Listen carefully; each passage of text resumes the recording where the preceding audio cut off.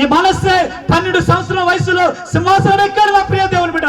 దేవుని ఆరాధిస్తా ఉన్నాడు, దేవుని కొలుస్తా ఉన్నాడు, మంచిగా సింహాసనం నుండి స్థిరపరచబడతా ఉంది, చెప్పిందల్లా జరుగుతా ఉంది, దేవుడు దీవిస్తా ఉంది. నా ప్రియ దేవుడు కొంతకాలం కొంత మంచిగా వెళ్ళేసరికి మనోడు కూడా ఏం చేస్తాడు చెప్పండి, దేవుని విడిచి. ఎందుకంటే చూడండి, ఎవడైనా 10 సంవత్సరాలు పరిపాలించాడు అనుకోండి, ఈడు 12 సంవత్సరాలు పరిపాలిస్తే వీడికి ఏమవుతా చెప్పండి, ఆడికంటే మనదే ఎక్కువ, ఆడికంటే మనదే ఎక్కువ. ఆడికి ఎన్ని మార్కులు? 80, మనకి 80. అమ్మ ఏమొస్తాయంట అని చెప్పండి, ఏమొస్తాయి? సౌలు ఇశ్రాయేలు ప్రజలు 40 సంవత్సరాలు పరిపాలించాడు. దావీదు ఇశ్రాయేలు ప్రజల్ని 40 సంవత్సరాలు పరిపాలించాడు. సొలొమోను ఇశ్రాయేలు ప్రజలు 40 సంవత్సరాలు పరిపాలించాడు. నా ప్రియ మనస్సే 55 సంవత్సరాలు ఇశ్రాయేలు ప్రజలు పరిపాలించాడు. దేవునికి స్తోత్రం చెప్పండి గట్టిగా. ఎప్పుడైతే నా ప్రియ దేవుడు మనస్సుకు తోడుగా ఉన్నాడు, రాను రాను రాను రాను మనస్సే తన జీవితాన్ని దేవుని వైపు కాకుండా విగ్రహాల వైపు తిప్పడం మొదలెట్టాడు. తన తండ్రి ఏ విగ్రహాలు అయితే పడగొట్టాడో మరలా విగ్రహాన్ని తెచ్చిపెట్టాడు. తన తండ్రి ఏదైతే చేయకూడదు అనుకున్నాడో వాటన్నిటిని మరలా ప్రజల కొరకు, దేశం కొరకు, అయ్యో ఇది చేయకపోతే ప్రజలు ఏమైనా అనుకుంటారేమో, ఇది పెట్టకపోతే ప్రజలు ఏమైనా అనుకుంటారేమో అన్ని తీసుకొని వచ్చి రాజ్యంలో పెట్టడం మొదలెట్టాడు. ఇంకంతేకాదు నా ప్రియ దేవుడు, అందరితో సత్సంబంధాలు పెరుగుతూ ఉన్నాయి, అందరితో మంచిగా ఉంటూ ఉన్నాడు. ఎవరు వచ్చినా ఎవరి మాట కాదనట్లేదు.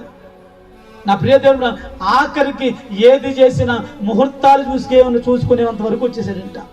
ముహూర్తాలు రాయబడిన మాట చదువుతారా మాట, ఇతర ఇశ్రాయేలుల ఎదుట నుండి యెహోవా ఎల్లగొట్టిన 5వ వచనం, మరియు యెహోవా మందిరము 2 ఆవరణములో అతడు ఆకాశ నక్షత్ర సమూహములకు బలిపీఠం కట్టించెను.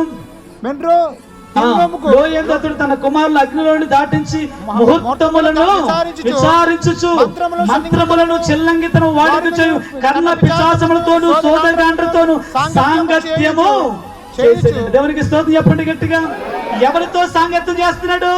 ఏమీ లేనప్పుడు దేవుడితో సాంగత్యం చేశాడు, ఎవరు లేనప్పుడు దేవుని పాదాలు పట్టుకున్నాడు. నా ప్రియ ఇప్పుడు అన్ని కలిగిన తర్వాత మనోడు సాంగత్యం ఎవరితోనో, ఎవరితో చెప్పండి?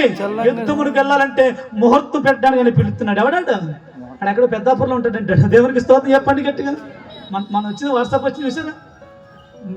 మా ఉప్పాడు గురించి చెప్తున్నాడు.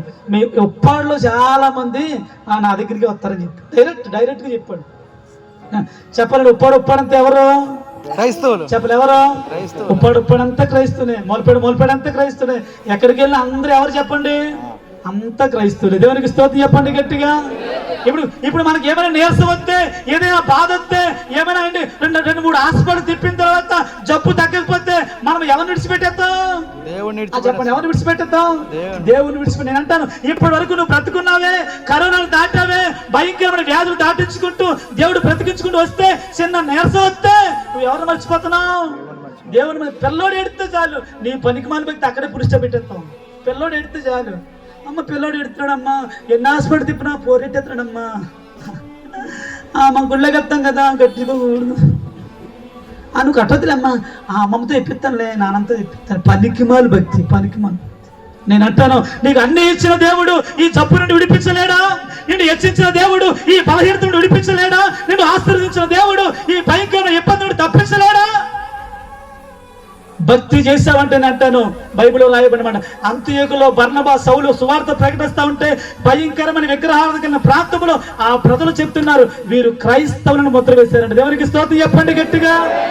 భయంకరమైన విగ్రహాల ప్రాంతంలో బర్నబా, సౌలు సువార్త చెప్తే ఒక సంవత్సరాంత సువార్త చెప్తే వారు అన్నారంట, ఇదిగో అంత్యయుగంలో మొట్టమొదటి శిష్యులు క్రైస్తవులు అనబడిన మాట కనబడుతోంది. దేవునికి స్తోత్రం.